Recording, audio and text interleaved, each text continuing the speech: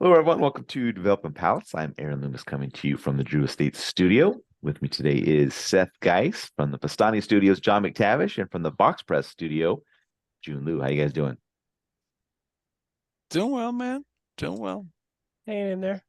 Trying not to get skin cancer from the weird summer in April. All right. So today we are talking about the Sencillo Black Lancero. This cigar is 7.5 inches by 38. Comes out of the Plasencia factory in Nicaragua. Wrapper, binder, filler, all listed as Nicaraguan. No other details other than that. Price point is $10.25, and the cigar was released in February of 2023.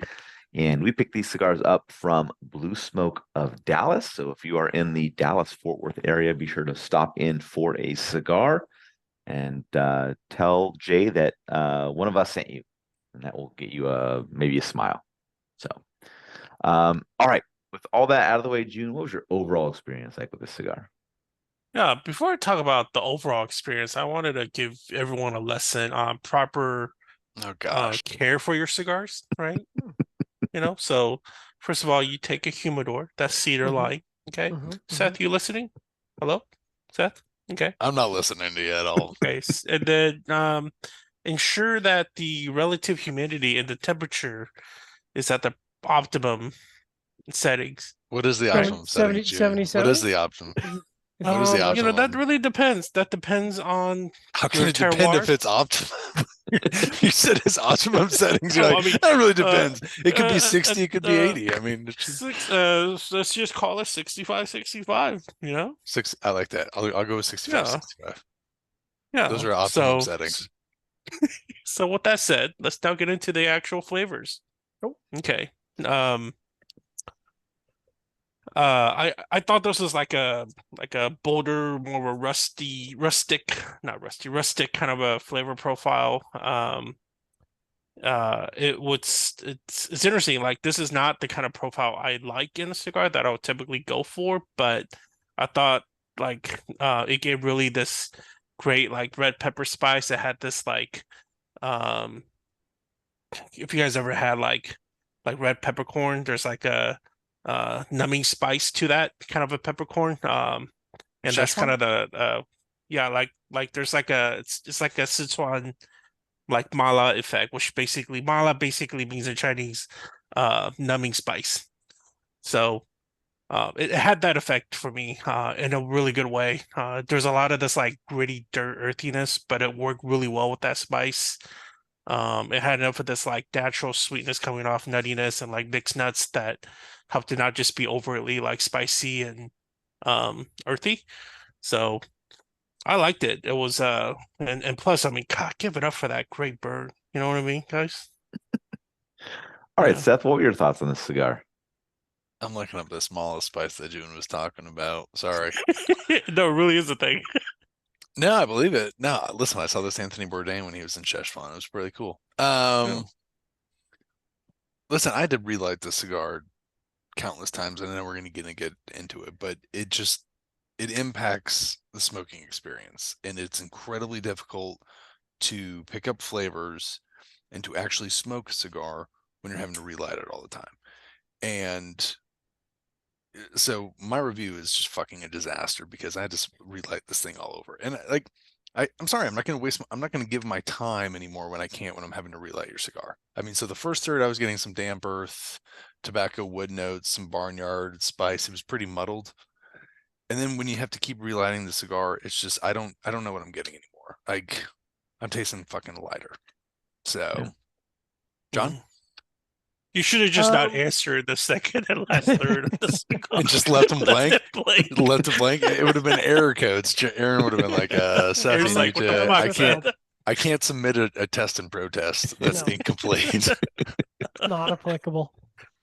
I'll get into my burn shortly, but I did actually think the cigar started kind of promising the first third with and you kind of talked about like kind of a dirty earth, but in a good way. So like there's some creaminess there. There's some baking spices. It was a little what I call like a rougher profile. So it's rough around the edges, but in a good way. And it was engaging and interesting. And I was like, oh, because this is kind of interesting. Mild black pepper, chocolate. So I was like, okay, like this is going to be interesting. But I think my burn also affected the profile because as it continued, it just became really earth forward. And I think that's just the nature of constantly relighting tobacco. Is it's not going to do any goodness for the tobacco. There was kind of some sweet earth in the last third, a little bit of pepper there, but I really couldn't salvage anything. So I counted 5 relights, and I was kind of closing it down for the review, and it went out a 6th time, and I'm like, okay, I'm like. Sometimes I would relight and just see, if there's anything left. But at that point, I'm like, 5 relights is just a complete disaster. Like I'm basically relighting the cigar every 20 minutes, and I actually increased the rate at which I was smoking, thinking that I could kind of stop that, but no, it made no difference whatsoever. So pretty average with a disastrous burn. What about you, Aaron? Yeah, for me, the cigar started with toasted oak, dark earth, and heavy baking spice. Got some light cocoa powder that joined in pretty quickly. Second, third saw the profile become pretty dry, and then the final third saw the cocoa powder depart and a vegetal bitterness kind of join in. As with Seth and John, the burn was a problem for me as the cigar went out for me 5 times as well. So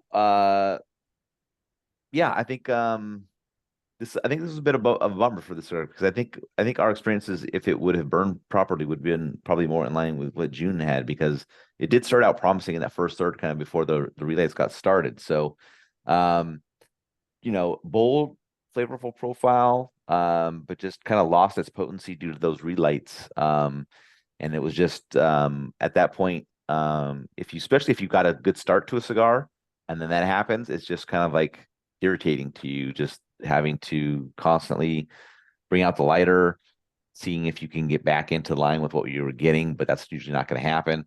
So, yeah, I mean, I kind of wrote in my review that I'll come back to it if everybody had different experiences, but 3 of the 4 of us had similar experiences. So price is low enough that I might come back to it, but I would need to like see somebody that smoked a fair number out of a box and said these are all pretty good, and then I might go out of that box. But otherwise, I'm probably not going to go back to this and kind of try to figure out what was going on with that. All right, getting to the scores. We're going to start at the top with Jiunn at 6.47. John gave it a 5.5. I gave it a 5.08, and Seth gave it a 2.4. So, Jiunn, how'd that 6.47 match up for you? I think we should just turn this into a single review. That sounds like a good idea. I'm sure Prometheus would prefer that as well. Shit. So match up well, Jiunn? Well, yeah, it does. Yeah. All right, John, Yep. 5.5.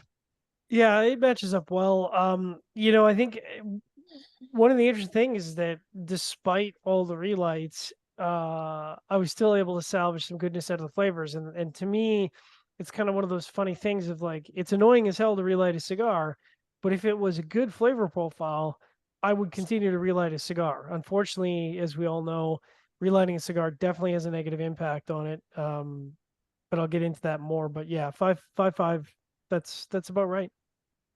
Yeah, my 5.08 matches up well, maybe a little generous. Above average flavor profile, that first third was good. I think the blend is probably good if they could construct it properly. But yeah, the burn itself had its effect in my overall rating of the cigar because I just felt like I was just frustrated with it. So it wasn't that much of a good time for me. And Seth, 2.4. I think this is the lowest score we've ever given. So how'd that match up for you? Jeez. I mean, listen, it is incredibly harsh. I would come back to this cigar again, and I would honestly review it again if I didn't have any construction issues. However, when I had the problems that I did, like, I'm sorry, like my overall experience, if I have to relight a cigar I've never had to relight a cigar that many times. Yeah. In the amount of years I've smoked cigars, that's just bad. And it's Right. just, if I wasn't reviewing it, I would have been like, and I was trying to get something out of this. And it's just, I mean, can't even listen. The Boston Bruins lost to the Panthers. I was pumped. I was in a good mood. This is no negativity.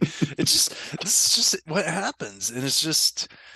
Yeah, maybe if there's other ones, but like even if you took an average, it's going to kill the cigar. And there's 3 of us who've had issues on this, and I think I'm just harsher about it. I mean, it's Prometheus. You know what? I've smoked plenty of their stuff and raved about it and been high on their Fuente thing, so I think they're going to be okay with me shitting on this because some guy's buying a Prometheus lighter and cutter somewhere. Yeah. So it looks great. The packaging looks great. That's an old brand, right? Yeah, it's been around for a long time. This is Yeah, a limited edition special in the Lancero side. Yeah. It wasn't just blended to sell Prometheus butane, right? Like that's not. Maybe. There you go. Shit.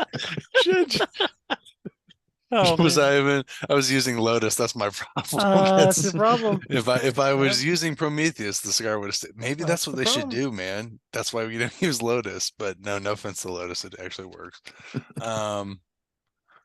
It's a shame though. It really is a shame. Yep. All right, final thoughts, John. Go for it. Yeah, I'm in line with both of the comments you and Seth made in that obviously 5 relights is going to be a massive outlier. So as you said, if somebody could grab a box and they're like, no, everything here is smoking great, I would be happy to come back to it because I feel like the cigar has like more in line with Jiunn's experience. So it's one of those kind of rare things where despite this sort of poor experience, I would come back because I don't think the cigar is constructed like that. I think it's just something obviously happened and that's not right. So yeah. All right, wherever you're catching this video, be sure to like and subscribe, but check out the full written review on the website, developingpalates.com. Follow us on social media channels, and you can catch all of our review recaps on podcasts, so iTunes, Google Play, and Podbean. Thank you for tuning in. We will catch you on the next one. Sencillo.